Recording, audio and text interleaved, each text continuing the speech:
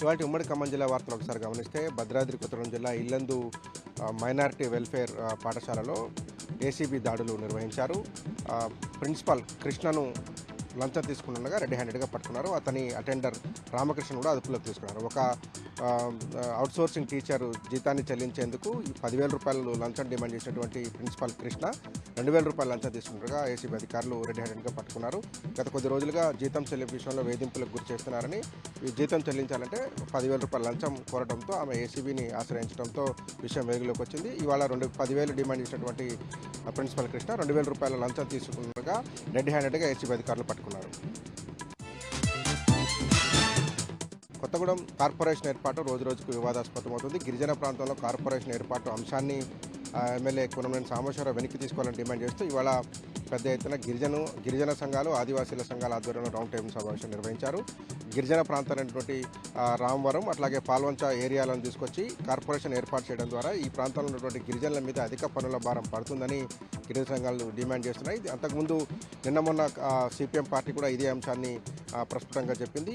Corporation ఏర్పాటు అంశంలో ప్రభుత్వము అట్లాగే స్థానిక ఎమ్మెల్యే పునరాలోచన చేసుకోవాలని సిపిఎం కూడా డిమాండ్ చేస్తున్న నేపథ్యంలో కొత్తగూడెం కార్పొరేషన్ ఏర్పాటు రోజురోజుకు వివాదాస్పదమవుతుంది.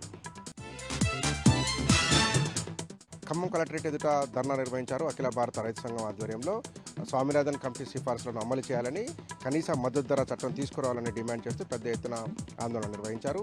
దీంతో పాటు తెలంగాణ రాష్ట్ర ప్రభుత్వం ఏదైతే హామీ ఇచ్చినటువంటి 2 లక్షల రూపాయల రుణమాఫీని ఎలాంటి షరతులు లేకుండా పూర్తి చేయాలని, అట్లాగే 2 పంటలకు కలిపి 15,000 రూపాయల రైతు భరోసా నిధులు విడుదల చేయాలని డిమాండ్ చేస్తూ ఆందోళన కార్యక్రమం నిర్వహించారు. రైతు వ్యతిరేక విధానాలను అవలంబిస్తున్నటువంటి మోడీ ప్రభుత్వానికి, అట్లాగే రైతులను ఇబ్బందులు పాలు చేసినటువంటి రేవంత్ రెడ్డి ప్రభుత్వానికి వ్యతిరేకంగా తెలంగాణ రైతు ఐక్య వేదిక ఆధ్వర్యంలో నినాదాలు చేశారు. అటు ఎరుపాల మండలం అయ్యవారిగూడెం ప్రాథమిక వ్యవసాయ సొసైటీ ఎదుట సిపిఎం ఆధ్వర్యంలో ధర్నా కార్యక్రమం నిర్వహించారు.